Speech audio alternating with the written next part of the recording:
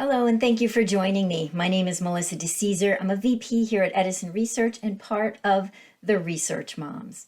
As you might guess, I have kids, and if you're a parent too, you know the daily grind of raising other humans. It's busy, it's bustling, often it's chaotic, but amidst all of that, technology and digital habits remain incredibly strong for U.S. moms. And we'll explore this today in our Moms in Media 2023 report, which we've timed perfectly for Mother's Day. If you have any questions, you can submit them in the Q&A window on Zoom, and my team and I will get back to you after the webinar. I'm all mic'd up and ready to go, so go grab a snack, your beverage of choice, because Moms in Media 2023 starts right now.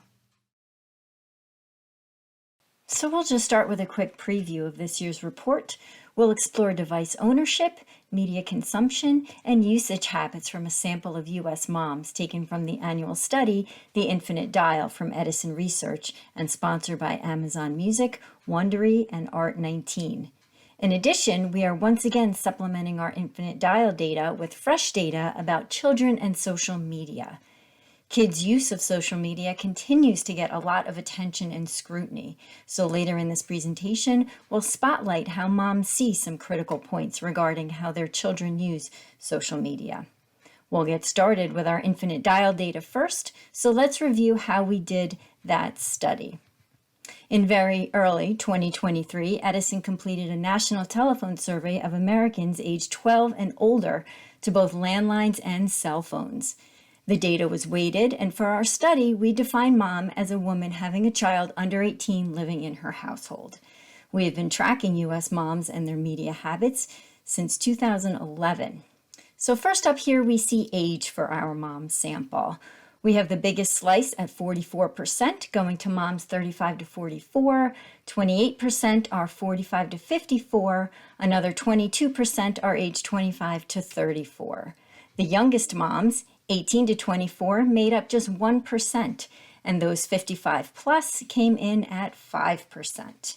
The mean, or average, age of moms in our sample was 43, which is 2 years older than it was last year.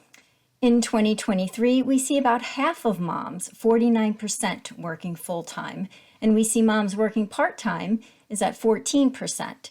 So in total, 63% of moms are employed either full-time or part-time. 22% of moms reported as homemakers, another 6% as temporarily unemployed, and to finish out, we have 9% in other. In addition to the employment status, we have data here about where moms are doing their work. This is among moms who work either part-time or full-time. This year, we have 70% of employed moms working outside the home, with 21% saying they work mostly from home. Those who say they work equally inside and outside the home is 9%. Let's take a look at the latest data for moms and their devices. I think we can all agree that we don't go anywhere without our phones. They have become an extension of us and have proven their worth over and over again. In 2023, 95% of moms report owning a smartphone. After a peak in 2019, tablet ownership has dipped a bit with moms, but has settled in at about 2/3 the last 2 years. Specifically, 65% of moms this year reported owning some kind of tablet. Smart speakers had their moment in 2021 when they broke out of their plateau, and we saw 46% of moms reporting that they owned some kind of smart speaker. Then, in the 2022 report, we saw an even higher number, with 50% of moms saying they owned one. This was likely driven by many of the pandemic habits that formed while at home. Now, in 2023, we see that number hold at 50% among moms. So this habit may have been started during the pandemic, but continues even now. Here we have some tracking data for the types of smart speakers that moms own, and the Amazon suite of Alexa devices widens its lead in this category, building on its already impressive lead. Among moms who own a smart speaker, 86% own an Amazon device with Alexa, and 33% own a Google Home, while none of our moms reported owning an Apple HomePod this year. Moms clearly have a soft spot for smart speakers. The vast majority of moms have more than one. In fact, 63% report having more than one. That breaks down to 10% owning two, 17% having three, and a very impressive 36% owning four or more of these little helpers. Another 37% of moms report owning just one. So following up on that slide, we have the average number of these devices in the household, which lands at 3.1 this year for our smart speaker moms. Staying on that theme of voice-assisted technology, 68% of moms use some form of voice-operated personal assistant in 2023. This is down from that 76% that we saw last year, but still a good majority of moms. That decrease is something we'll keep an eye on to see if it continues over time. Voice-assisted examples include Siri, Alexa, and Google Assistant. Voice Assistant is super helpful for moms who can use it to take multitasking to a whole new level. So here we see how moms are using voice assistants, and it spans many different devices, and we have tracking data. This is the percentage of moms who ever use voice assistants on these various devices. 53% of moms said they've used a voice assistant on their smartphone, 30% on a computer, 36% said on a smart speaker, and 21% said on a tablet. And finally, 8% said on another device, so something like a TV remote, for instance. Notice that except for the smart speaker, these devices have all trended down, which is consistent with what we saw in the previous slide about overall usage. So if you look at this slide and play a little game of which one of these is not like the other, you'd pick the smart speaker. And that's because the smart speaker is the only device shown here where voice activation is the primary and only way to interact with it. What all of the other devices have in common is that the voice assistant is secondary, meaning it isn't the main way to interact with the device. Now, we don't know exactly what this all means, but this could be a little telling and a whole lot interesting as we see how this progresses over time. It's definitely a trend to watch. This year, 71% of moms report owning wireless earphones or headphones. So this tech really came into play and was necessary, frankly, during the pandemic when everyone was at home. But it is definitely still gaining ground even now. It's the classic example of how you didn't know you needed these until you had a pair. And in case you were wondering, yes, this is trending up. Last year, we saw 63% of moms owning wireless headphones. That's here on this graph. And again, there you see that 71% of moms for 2023. So speaking of wearable tech, here is some data for smartwatches for 2023. And you can see from the tracking from the last couple of years that these watches, like the Apple Watch or Samsung Gear, are gaining popularity with moms.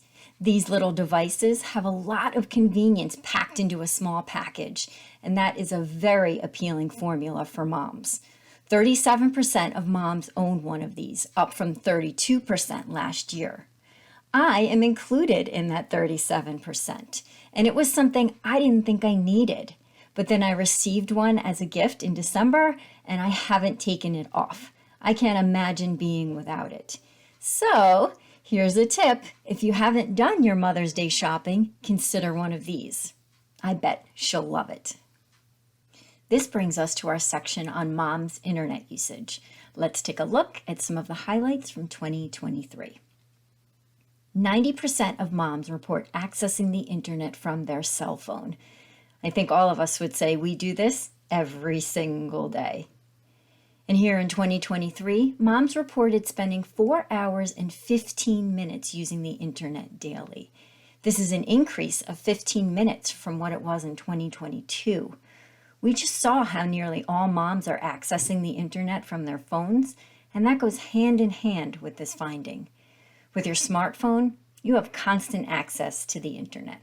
Looking at television and radio now, moms reported spending 2 hours and 22 minutes watching television daily, and 1 hour and 36 minutes listening to the radio. Compared to last year, radio listening is exactly the same, and watching television is down by about 4 minutes. Let's move into our section on social media usage. Our data this year shows that 93% of moms are using some kind of social media. And this is exactly what it was last year and the year before. Over the years, moms have engaged heavily with social media, and it clearly has ingrained itself into the lifestyle of moms.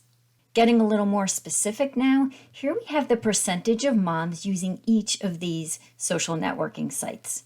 Facebook remains at the top with 83% of moms using that site, and that's down from the 88% that we saw last year.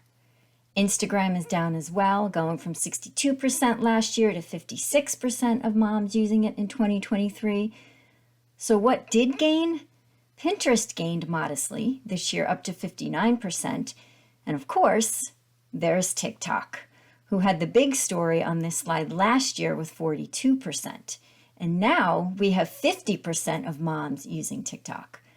This seemed like a habit that is going to stick. With all the attention TikTok is getting and the efforts to ban it here in the US, we have to keep an eye on it and see where it goes. On this slide, we are looking at the percentage of moms who use any social media site and use Facebook the most. 54% of social media moms use Facebook most. And you'll see here on the slide that this is the lowest number it has been in quite a while, and it has been on the decline. For years, social media moms have been choosing Facebook most over other social sites. But while it is still used most, this data shows us that it is no longer dominating the way it used to. So speaking of the social site used most, let's look again at TikTok and the gains it has made with moms in just the last year. In 2022, just 6% of social media moms reported that they used TikTok the most. But fast forward to 2023, and that number is now 19%, a huge jump. We will definitely watch this one for the trend next year, so stay tuned for that.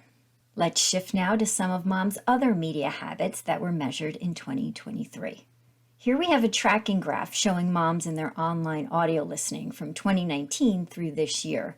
We are looking at the percentage of moms who have listened to online audio ever in the last month and in the last week. And we see some gains here in monthly and weekly listening after being mostly flat in the last 2 years. Online audio includes AM/FM radio over the internet and internet-only audio. 91% of moms have ever listened, 89% have listened in the last month, and then 83% of moms reported listening in the last week.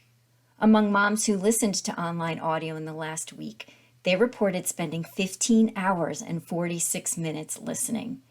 That is clearly a habit. And with more moms having wireless headphones now, which we saw earlier, there is even more opportunity to listen in new environments. Let's take a look at some podcast tracking data. Overall, 69% of moms have ever listened to a podcast, which is up from 65% that we saw last year. 46% have reported listening in the last month, and 32% in the last week. 65% of moms have listened to AM/FM in the last week. And that's holding to where it was last year when we saw that bounce back to 66% after being at home during the pandemic. So while looking at this slide, a reminder that we fielded the Infinite Dial in January. So that 2021 number came right during a particularly nasty winter surge of COVID. And prior to that, in 2020, that number represents the number in January, so still pre-pandemic normal, right before everything blew up in March of that year. So the numbers for 2022 and also for this year, while not at pre-pandemic levels, they are improved from what we saw during lockdowns. That wraps up our Infinite Dial data, and now I want to show a few slides that highlighted what moms think about some key points when it comes to children and social media. But before we jump into that data, let's quickly review the methodology a bit more. We did an online survey of U.S. adults 18 and older. From that, we isolated a sample of moms with children under 18, and then we went even further to isolate moms with children who use social media. The data we'll be looking at is very fresh, collected in April 2023. So in our online survey, 67% of moms reported that they have children who use social media. Among those online moms who have children who use social media, just about half, 51%, said they think their children spend too much time on social media. So what is the right amount of time, then, for kids to spend on social each day? Let's take a look and see. Again, on this slide, we are looking at moms who have children who use social media. 24% said 1 hour or less should do it. Another 27% said between 1 and 2 hours, followed by 20% who said even a little more than that, going up to 3 hours. Then finally, we have 29% who think more than 3 hours per day is appropriate for children to be on social media. So what could be in play here is that these are moms with children who are already using social media and likely realize those children are spending a lot of time on it, maybe even more time than they like. So these lines can be a bit blurry for what is appropriate versus what is reality. Now, following up on that, we calculated the average time deemed appropriate for children to spend with social media on a daily basis. According to moms with children who use social media, that number is 2 hours and 35 minutes. In our online survey, we asked the question, which do you agree with more? Social media is more helpful to children than it is harmful, or social media is more harmful to children than it is helpful? Among moms who have children who use social media, 59% said it is more harmful, while 41% said it is more helpful. So despite being mostly supportive of generous time on social sites for children, here we do see a level of concern. Following up on that, we also see that most moms think social media does need some oversight. 66% of moms with children who use social media agree that more regulation is needed to protect its youngest users. So that's our data for today. Let's now recap this year's Moms in Media study. In 2023, moms remain heavily engaged with internet and social media. Daily internet time rises, and moms are still increasing their time online. TikTok gained a lot of social media moms who are now using it most, while we saw fewer social media moms using Facebook most. Online audio listening definitely has a place with moms, and they are giving it significant time each week, well over 15 hours. Devices, still a priority with moms. Moms are gaining even more smart speakers, with Alexa devices leading the way. Smartphone and tablet ownership remains steady. And more moms have added tech watches, meaning smartwatches, and wireless headphones to their tech toolkit. And last but not least, we looked at children and social media. Half of moms think their children spend too much time on social media, and the majority of moms with children who use social media see it as more harmful than helpful. And finally, they think that more regulation is needed for social media to protect children. Thank you for logging in and spending some of your time with me today. Don't forget to send in any questions if you have them. This Moms in Media 2023 report will be up on our website later today, so check it out at edisonresearch.com. And while you're there visiting, don't forget to also check out the other great research and studies that live there as well. And I can't close this out without giving a big shout out to the team at Edison Research behind the scenes who make this possible. You know who you are. So until next time, happy Mother's Day to all my fellow moms out there.